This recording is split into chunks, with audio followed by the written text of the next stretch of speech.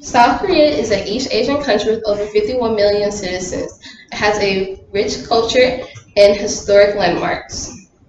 I believe that by knowing the history of a place, it will allow you to appreciate it more. For the past couple of weeks, I have been researching Korea and its history, and it definitely wouldn't be the place that it is today without it.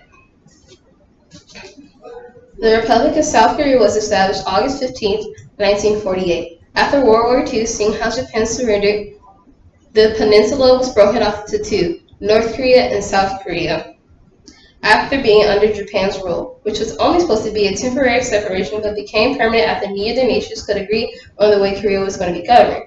With both claiming legitimacy, a war broke out.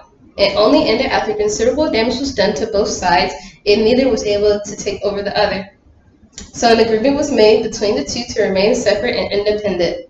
South Korea was even relying heavily on foreign aid in the 1950s. Despite this rough start, South Korea was still able to grow and flourish with the help of some major developments for the country. In 2012, South Korea's exports as a percentage of GDP increased to 56% from 25% in 1995. And in 2016, it ranked 11th in the world for largest economy in terms of GDP. This was due to policy reforms that aimed at opening the country to foreign markets. Improvement in South Korea's business market also boosted the country's economic success and development. New businesses were having major success not only nationwide but worldwide too.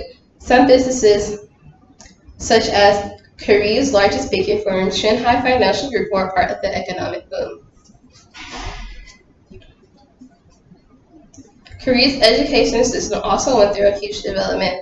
This was partly due to the government taking the education of its people seriously by putting time and money into it. Not only that, but Korean parents also cared for their kids' education. So the growth of educational institutions in and around Korea's largest cities drew in a lot of rural area people into the cities.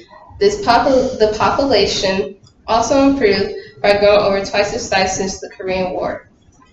Gender equality changes to some of the laws in Korea was also a big change for the nation, starting off with women fighting for more enhanced property ownership rights, going on to then advocate for the right to claim head of household for their families too, which is only something that males were able to do, which led to the children only being under the father's household.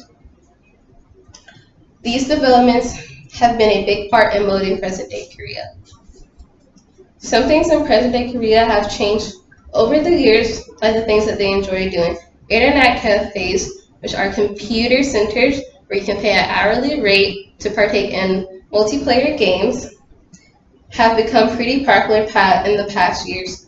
With lots of big and flashy nightclubs popping up around the cities, clubbing is something that younger Koreans and even foreigners enjoy doing as a nighttime activity. Even though a lot has changed over the years, one thing that hasn't changed is the respect that Koreans hold to traditions. One of the traditions that is still followed today is the wearing of a traditional hanbok, which is an everyday clothing that has been around for thousands of years. There are different types of hanboks for events such as weddings and babies' birthdays.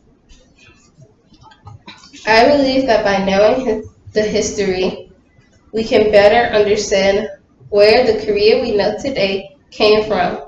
So if you ever visit Korea or get a chance to enjoy their culture, take a moment to appreciate the past that brought it here. As the founder of Girl Scouts, Juliet Lowe said, "The work of today is the history of tomorrow, and we are the makers." Thank you.